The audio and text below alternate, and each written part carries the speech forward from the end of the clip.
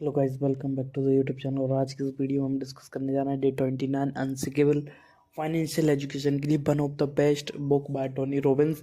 और ये बुक आपको क्यों पढ़ना चाहिए वो उसके लिए मैं आपको बहुत सारे रीज़न दे दूंगा, बट पहले आप देखिए फिर आप आगे डिसाइड करना, ठीक है। स्टार्ट करते हैं चैप्टर फर्स्ट से, ठीक है। Chapter first is about becoming unshakable no matter what's happening around you. That's how the bigger investor and state level headed, even though they were dealing with billions of dollars during market meltdown. कोई भी बंदा जो भी millionaire हो billionaire हो, जो भी अपनी लाइफ में बहुत कुछ अच्छा कर चुका है, वो उसके कारण है क्योंकि उसके आसपास में जो भी परिस्थिति थी, जो भी स्थिति, जो भी सिचुएशन थी, जो भी कंडीशन थी, उनको उसने अपने आप ऊपर इफेक्ट नहीं होने दिया। उन सिचुएशन से अपने आप को इफेक्ट नहीं होने दिया। And that's how you can become unshakable. आपके आसपास में जो हो रहा है ना, उससे डिस्टर्ब मत हो, डिस्ट्रैक्ट मत हो। और उनसे डिस्टर्ब और डिस्ट्रैक्ट हो गए ना, तो आप जो एक्चुअल गोल है उस पर फोकस करने के बजाय वो डिस्ट्रैक्शन पे फोकस करना चालू कर दोगे। Chapter 2, winter is coming but ban these 7 facts will free you from the fear of correction और क्रैसेस। जो भी आपकी लाइफ में डर लगता है ना आपको, क्यों चीज़ें अरे ऐसा नहीं होता, वैसा हो जाएगा, अगर कोई क्रैश आ रहा है तो फिर क्या करूँगा, अगर सिचुएशन गलत हो गई तो क्या होगा। तो ये 7 फैक्ट आपको बहुत क्लियर करेंगे। Correction happen on average once a year even since the 1900 के ज़माने से हर साल में एक मतलब एक टाइम ऐसा आता है, हफ्ता मान लो चाहे महीने भर मान लो, तो हर साल में एक बार ऐसा आता है कि हम थोड़ा बहुत स्थिति अपने रिगार्डिंग नहीं चलती, तो अपने आप को बेटर प्रिपेयर करो ना ऑलरेडी, ठीक है। Second, less than 20% of the correction become beer market. जो फाइनेंशियल मार्केट है ना, उसमें 20% करेक्शन बियर मार्केट में जाता है, ठीक है। ठीक है। Third, nobody can constantly predict if the market will rise और फॉल। मार्केट ऊपर जाएगा या नीचे जाएगा कोई भी प्रिडिक्ट नहीं कर सकता 100%। Nobody can.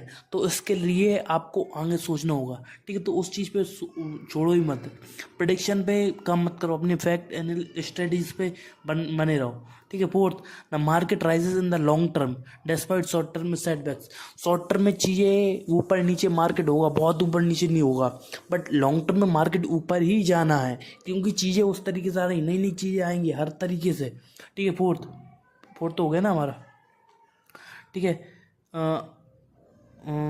The market rises in the long term, ठीक है। Fifth, historically bear markets happen on average 3 से 5 साल में, हर 3 से 5 साल में बियर मार्केट आता है और बड़े लेवल पे आता है, उसके लिए तैयार रहो और property one of bear market में। Six, bear market always turn into bull market. और जो भी बियर मार्केट है ना, एकदम बुल मार्केट में भी कन्वर्ट होता है, ये हमेशा याद रखो, ठीक है। Seven, the biggest danger is being out of the market.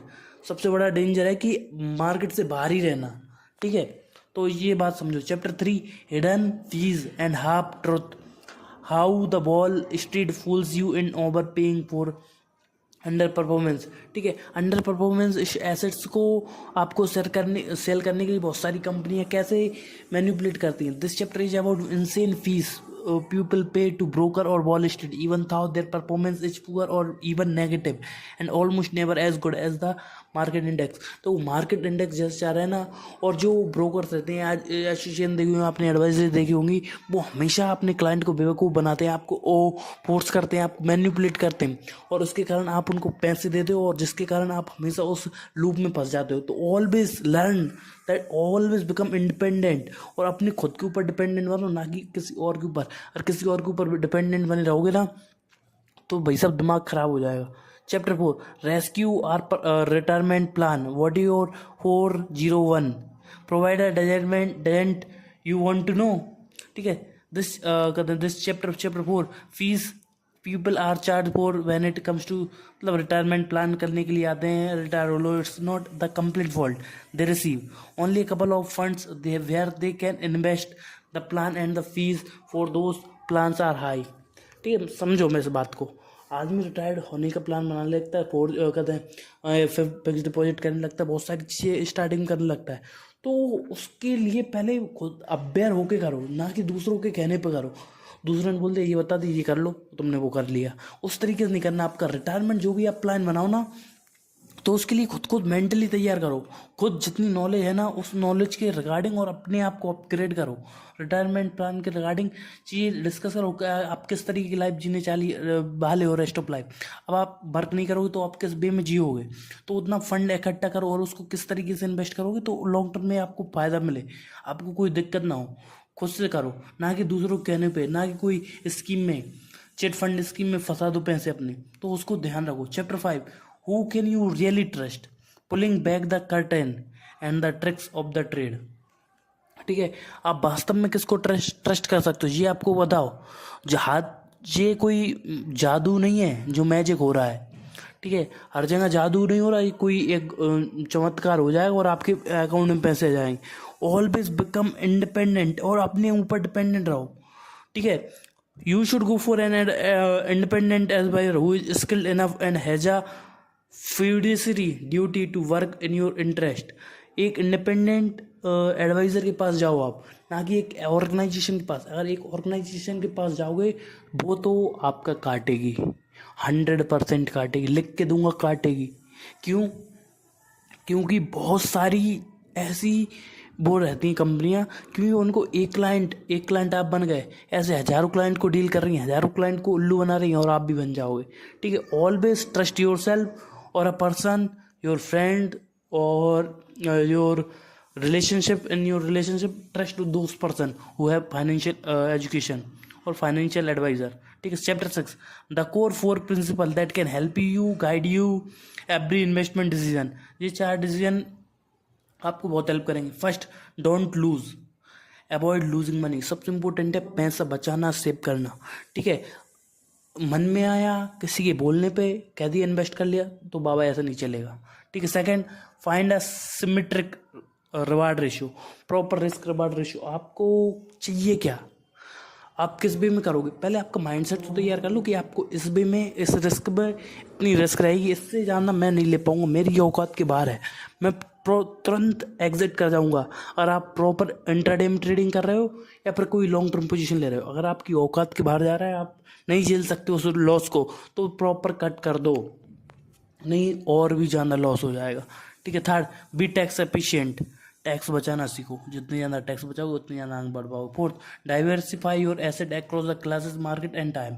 ठीक है, टाइम के अकॉर्डिंग 1 साल के लिए भी इन्वेस्ट करो, अगले 5 साल के लिए भी, अगले 10 साल के लिए भी, और डेली बेसिस पे भी आप प्रॉपर इन्वेस्ट करो, ना कि एक ही सेक्टर में, एक ही स्टॉक पे सारी इन्वेस्टमेंट ला दी, वैसी गलती नहीं करना।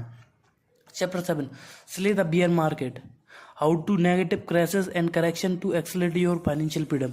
ठीक है, अगर कोई मार्केट में क्रैश आ रहा है ना, ठीक है, तो उसको कैसे यूज़ करें अपने फ़ायदे के लिए, तो ये सीखना पड़ेगा। ठीक है, द चैप्टर अबाउट, अगर इस चैप्टर को मैं आपको बोलूँगा कि अगर आपने ये बुक नहीं पढ़ी तो आप इस बुक को पढ़ना, और ये चैप्टर 7 जरूर पढ़ना है इस बुक का। आप ऑनलाइन देख लो, आपको PDF मिल जाएगी, चैप्टर 7 इसका जरूर पढ़ना। This chapter is about for the bear market and being ready to invest the depth. The market usually rise around 50 to 80% in the following 12 months of the bear market, providing with massive return। ठीक है, beer market है, देखो ऊपर था market, नीचे आ गया, नीचे से खरीदो, ऊपर बेचो, अगले 10 से 12 महीने में आपको वो रिजल्ट मिल जाएगा जो आप एक्सपेक्ट कर रहे हो। Chapter 8, silencing the family within the biggest mistake investor make to, how to avoid them. ठीक है, silencing the enemy within the 6 biggest mistakes investor make, how to avoid them. अच्छा, mistake एक आदमी करता है, वो उसको कैसे हटाना है। ठीक है, first, seek educated opinion that are contrary to your own position so you don't succumb to confirmation bias. किसी की जो न्यूज़ है ना, एक्चुअल न्यूज़ है, जो आपके स्टॉक को इफेक्ट करेगी, जो आप ट्रेड्स लेने वाले हो उनको इफेक्ट्स करेगी, तो उसके लिए प्रॉपर नॉलेज लो, फिर उसके बाद करो। ठीक है, second, don't mistake recent event for on going trend. ठीक है, ऑन गोइंग ट्रेंड्स पे तो प्रॉपर गलती नहीं करना है। ठीक है, अगर आप किसी पर्टिकुलर पर्सन के साथ, एजेंसी के साथ काम कर रहे हो ना, जो बोल रहे हैं वो आप करते जा रहे हो, तो गलती मत करो। Third, don't become over confident in your skill. देखो आपके पास स्किल है, आप प्रॉपर ट्रेड कर सकते हो, प्रॉपर इन्वेस्टिंग कर सकते हो, ओवर कॉन्फिडेंट मत करो। ओवर कॉन्फिडेंट बनने के चक्कर में आदमी अपने अकाउंट को ब्लॉक कर देता है, जितना भी इन्वेस्टमेंट पड़ा होता है सादा बर्बाद कर देता है। Fourth, don't Gamble on single stock option, play for the long run. ठीक है। आप ट्रेडिंग करते हो कोई बात नहीं, करते रहो, ठीक है, बट लॉन्ग टर्म में भी इन्वेस्ट करो। आपकी जो भी टोटल कैपिटल है उसके 30 या 40% से ही आपको ट्रेड करनी है, और उसका जो 30-40% का 5 से 10% आपको रिस्क लेना, उससे ज़्यादा आपको रिस्क लेना ही नहीं है। Fifth, diversify internationally. और आप इंटरनेशनल मार्केट में भी अगर आप इन्वेस्ट कर सकते हो, फॉरेक्स में कर सकते हो, ठीक है, यूके की मार्केट है, यूएसए की मार्केट में भी आप इन्वेस्ट कर सकते हो, करो, ठीक है, इंडिया में तो आप कर ही रहे हो, ठीक। Six, be brave in the time of big turmoil. जबकि कोई आपकी जो भी सिचुएशन है उसमें बहादुर बने रहो, डटे रहो, मार्केट से बैक मत हो। Chapter 9, real wealth making the most important decision of your life. अपने वास्तव में जीवन में पैसे बनाना ही आपका वेल्थ है, ठीक है। The chapter is about determining the real wealth is psychological, emotional and spiritual.